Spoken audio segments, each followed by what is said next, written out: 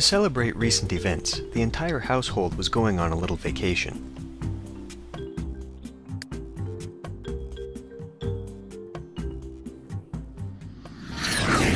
The trip to Simhara was a mixture of business and pleasure, and everyone had at least one thing planned on their agenda.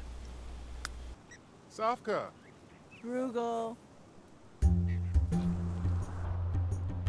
For starters, Fujiko wanted to learn the game Senet from one of the locals.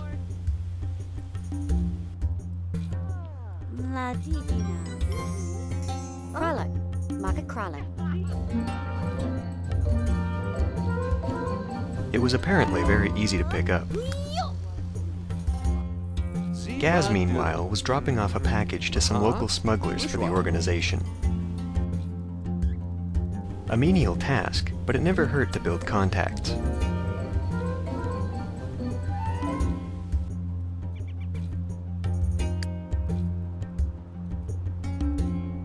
While the others were in town, Eli went off for a jog.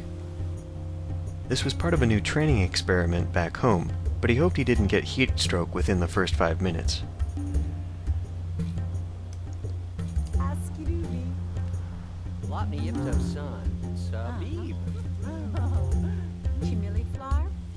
Wadsworth had gone to the market to chat up the locals and play tourist. Since there wasn't much need for a butler on this trip, he had gone along mainly to soak up some culture.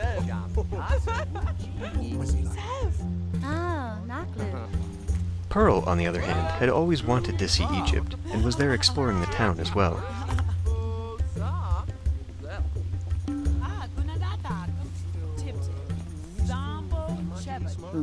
Nurk. She managed to strike up a conversation with one of the shopkeepers using the most universal of topics, the weather.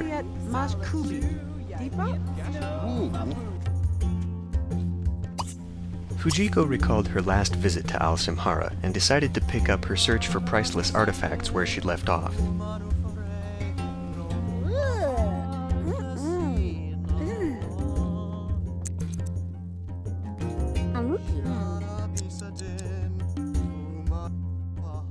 Visiting the home she'd been told about, she began snooping around for signs of the ancient library.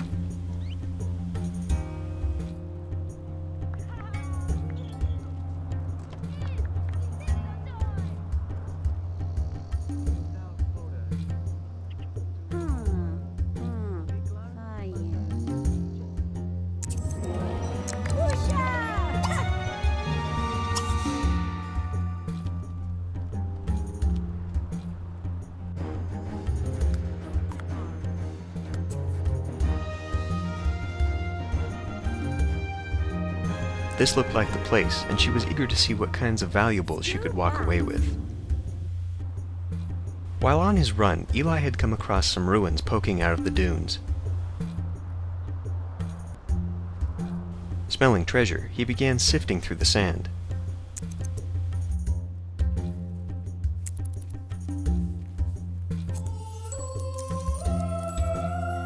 He managed to find some canopic jars used in ancient burial rituals, and thought they would probably fetch a good price in the black market relics trade.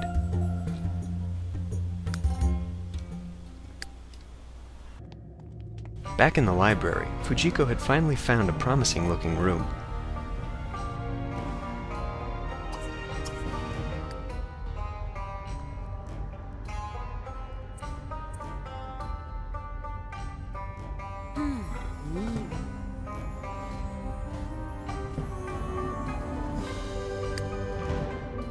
Inside a chest, she found a tome describing the 3 powerful sacred relics of Egypt. This was most likely what that woman Tahia had been after. Kribalorts. Krimlak. Brukama. Upon delivery of the book, Tahia told Fujiko that she had already discovered that one relic was in the possession of a local merchant. Unfortunately, Morkyukor was also aware of this fact, and Fujiko had to hurry and grab it before they did.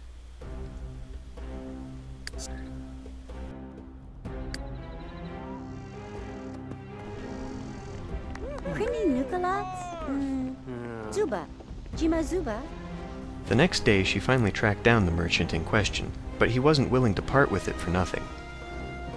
He would trade the relic to Fujiko if she went out and brought back some items that he needed.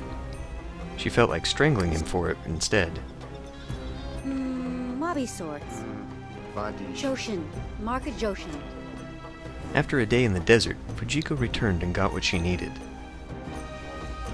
All this relic business was apparently catching the attention of the locals as well.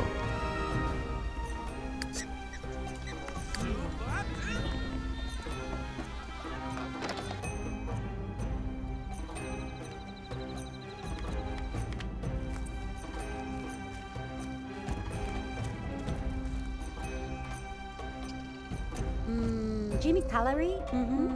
Dorna. Dumina? Tahia seemed relieved when Fujiko got back and confessed that she was actually part of a group working against Morkyukor's treasure hunters.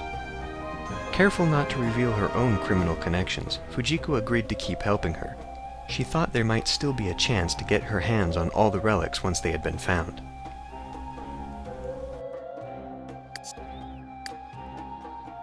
Kribalords. Krimlak. Brukama.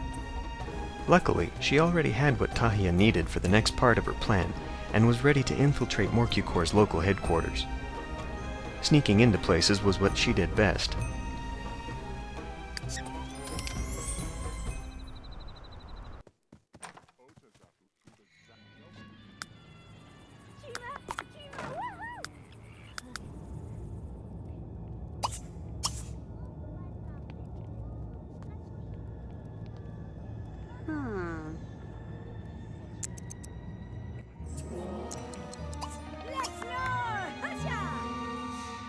The location was nearby and didn't seem too difficult to get into.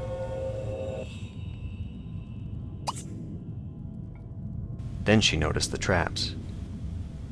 This might take longer than she thought.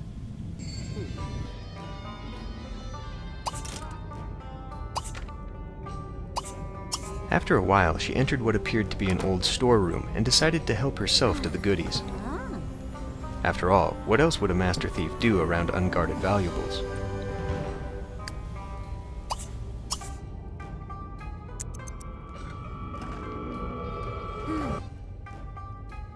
Still later, she finally found the hidden computer room she was looking for.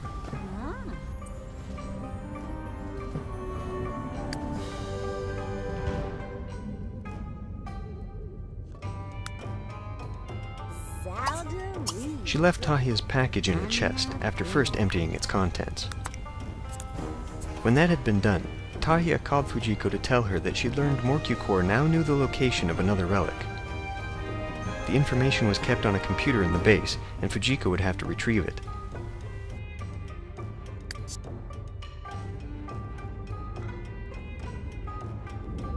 Fortunately, she found it just by turning around, and quickly got to work.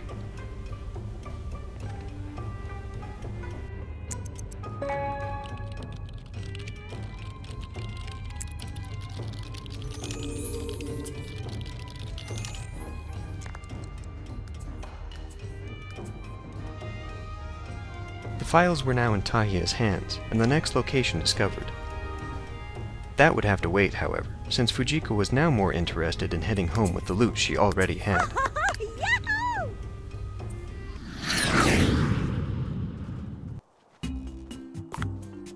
Everyone returned to the house as they had left it, but the trip wasn't over yet.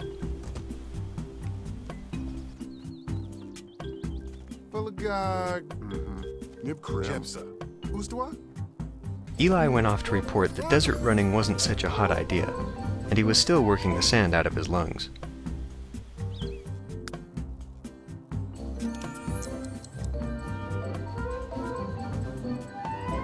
Meanwhile, Fujiko was improving military minds with the game of Senate. The base was a neat place, with a lot of interesting toys she would have to tell Gaz about.